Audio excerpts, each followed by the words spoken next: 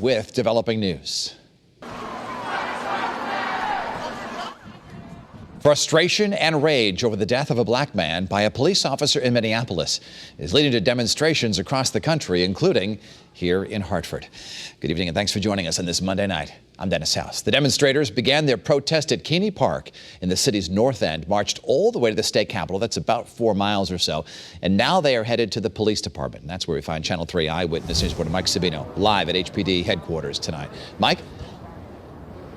Yes, Dennis, as you mentioned, they've been working their way around the city. Several hundred protesters coming to call for change. As you can see behind me, they're now making that call here at the Hartford Police Station. So I'll step out of my way so you can see what happened.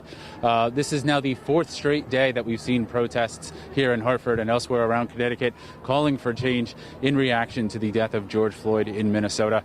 The protests today and in general here in Connecticut have been peaceful. There was one incident in New Haven where police say somebody threw a Molotov cocktail into a substation.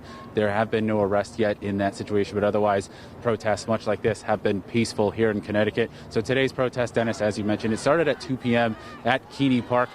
There was some chanting, some music, some speeches as well, some speakers even reading off the names of the black men and women who've been killed by police right here in Connecticut. They then made their way over actually here to the police station first. They came down Albany Avenue chanting things like Black Lives Matter and no peace, no justice. No justice, no peace.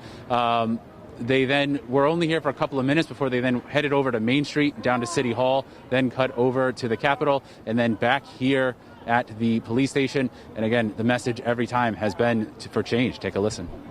I'm raising a daughter. I'm also someone's son. So just me fearing for my life every night coming home. We're here to support our community. Our community is upset.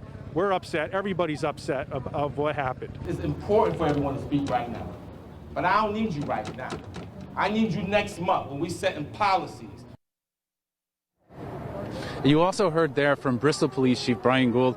He and some of his officers actually participated in a similar protest in Bristol this morning where they marched up and down North Main Street outside the police station.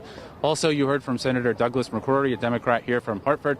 He made those comments at a separate event calling for change, saying that the only way we're going to see real change is if people maintain this energy going forward and in through the legislative session. Of course, we'll continue to cover this protest here in Hartford. Reporting live from the police station, Mike Savino, Channel 3 Eyewitness News.